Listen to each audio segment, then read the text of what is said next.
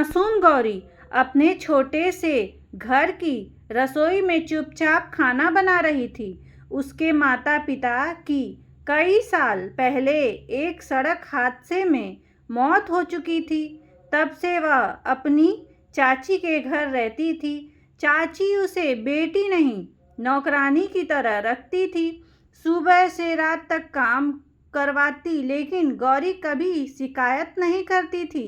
तभी अचानक बाहर से चाची की घबराई हुई चीख सुनाई दी, गौरी, अरे गौरी, जल्दी बाहर आ। गौरी घबराकर दौड़ती हुई आंगन में पहुंची।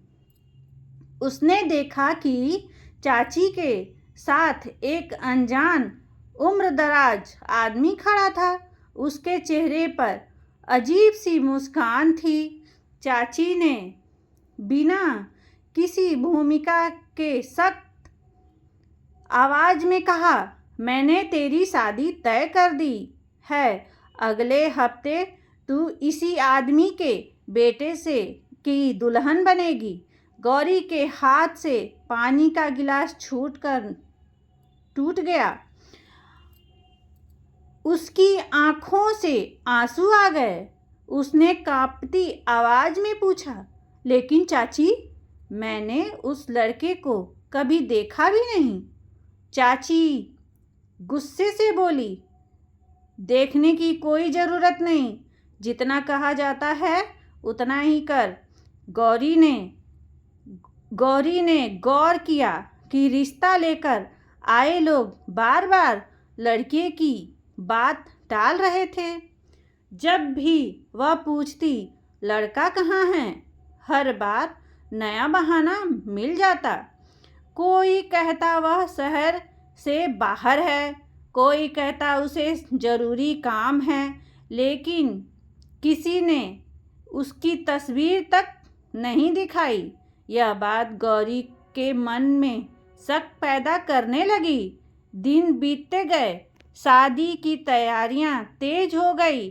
गौरी ने कई बार चाची से कहा कि वह एक बार अपने होने वाले दूल्हे से मिलना चाहती है, लेकिन चाची हर बार टाल देती।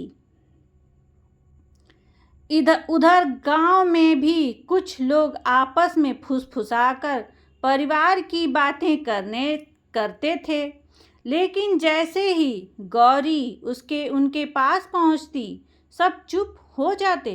यह रहस्य हर दिन और गहरा होता जा रहा था। शादी का दिन आ गया। बारात धूमधाम से पहुंची, लेकिन दूल्हा अभी भी किसी को दिखाई नहीं दिया। लेकिन कहा कि वह कार में बैठा है और शुभ मुहूर्त पर ही उतरेगा। गौरी का दिल जोर जोर से धड़कने लगा। उसे लगा कि इस शादी के पीछे कोई बहुत बड़ा राज छिपा है।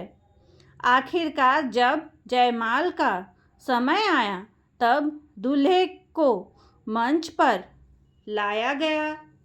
जैसे ही गौरी ने पहली बार उसका चेहरा देखा, वह सन्न रह गई। लड़का अजीब हरकतें कर रहा था।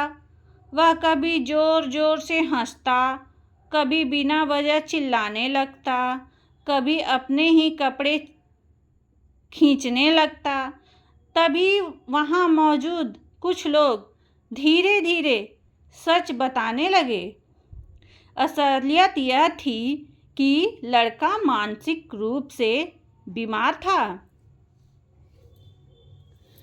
परिवार ने यह बात उससे छिपा कर रखी थी, ताकि किसी तरह उसकी शादी हो जाए। इसी वजह से शादी से पहले उसे किसी से नहीं मिलवाया गया। गौरी की आंखों में आंसू बहने लगे। उसे समझ आ गया कि उससे सच छिपाकर उसकी जिंदगी का फैसला किया गया था।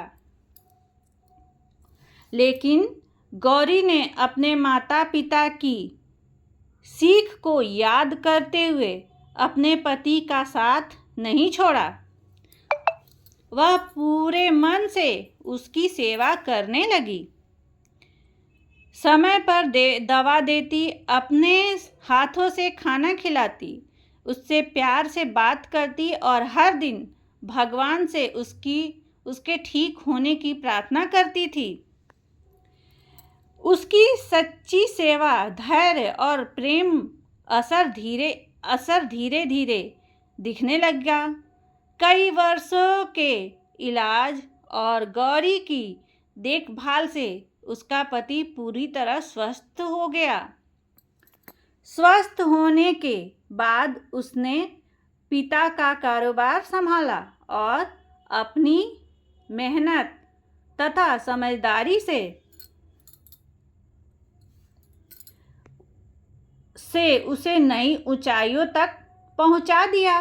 कुछ ही वर्षों में वह देश का बहुत बड़ा बिजनेसमैन बन गया और गौरी करोड़ों की मालकिन बन गई। इधर जिस चाची ने लालच में आकर गौरी की शादी धोखे से एक मानसिक रूप से बीमार लड़के से करवा दी थी, वही एक दिन मजबूरी में गौरी के आलीशान बंगले पर मदद मांगने पहुंची। गौरी को खुशहाल और सम्मानित जीवन जीते देख चाची की आंखों से आंसू बहने लगे। उसे अपनी गलती का गहरा पछतावा हुआ और उसने हाथ जोड़कर माफ़ी मांगी। गौरी ने उसे माफ़ करते हुए कहा